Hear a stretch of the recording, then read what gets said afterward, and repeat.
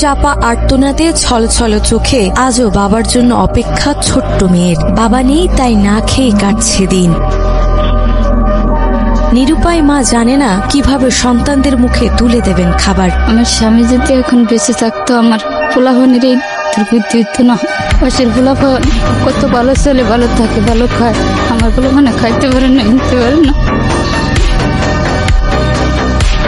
হৃদয় বিদারক এই করুণ পরিণতি ভোলার সদর উপজেলার রাজাপুর ইউনিয়নের কন্দবপুর গ্রামের শাহিনুর বেগম ও তার 3 সন্তানের জীবনে।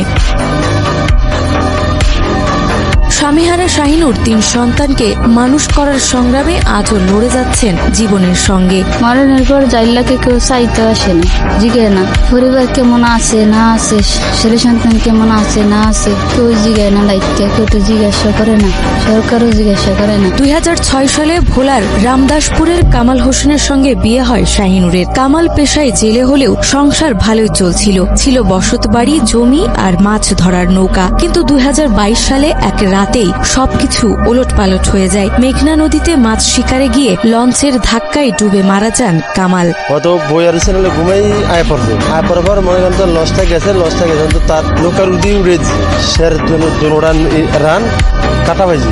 এই সন্তান আর ওই পরিবার খুব কষ্টে, খুব অসহায় আছে। নদী গাঙ্গে 2 বার নিচে আগে, এখন আবার এক যে বাড়িতে আছে নানাগো বাড়িতে, ওই নানাগো বাড়িও নদী দাঁড়ায় বসে। আর নানারও কিছু নেই, নানা যেন দিব, নানারও দেওয়ার মতো এরকম কোনো লাইন নাই। স্বামীর মৃত্যুতে ভেঙে পড়েন শাহিনুর, কিন্তু সেখানেই শেষ নয়। ভয়াল মেঘনা গিলে নেয় তাদের বসত বাড়ি ও জমি জমা। ফলে বাবার ঘরেই আশ্রয় নেয় শাহিনুর সন্তানদের নিয়ে। কিন্তু নদীর পাড়ের সেই ঘরও নিরাপদ নয়। সকালে শুকনো আঙিনা, বিকালে পানিতে ভরে যায়। আমার ওই বড় জামাই মারা গেছে, একটু নাতকুরের মুখের দিকে চাইয়া আমি সহ্য করতে পারি না। অভাব অনটনের মাঝেই এখনো চলছে তাদের জীবন। কখনো কখনো না খেয়েই কাটাতে হয় পুরো পরিবারকে। বড় ছেলে হযরত আলী 6ষ্ঠ শ্রেণীতে পড়লেও বেতন দিতে না পারায় স্কুলে যেতে পারছে না। ছোট ছেলে আলামিনও জানায় অসহায়ত্বের কথা। আর ছোট্ট মেয়ে আসিয়া বাবার মুখ মনে না রাখলেও তার অভাব অনুভব করে প্রতিটি মুহূর্তে।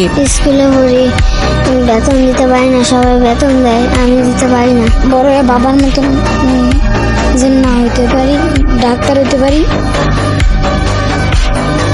তাদের চোখে স্বপ্ন আছে, কেউ হতে চান ডাক্তার, কেউ ইঞ্জিনিয়ার। কিন্তু মা শাহিনুর পারছেন না সেই স্বপ্ন পূরণ করতে। তাই স্থানীয়দের যেমন পাশে দাঁড়ানোর আহ্বান জানিয়েছেন, তেমনি সংশ্লিষ্ট মহল, সরকার ও বিত্তবানদের সাহায্য প্রত্যাশা করেছেন তিনি। বাপু পুরো মনে সঙ্গে খাওয়াইতে পারেন, খাই খাওয়াই। পাশে যদি সরকার একটু দাঁড়াইতে, তবে একটু থান পাইতাম, আল্লাহ থান মিলাইতো। শাহিনুরের কথা শুধু একটি পরিবারের নয়, বরং ভোলার হাজারো জেলে পরিবারের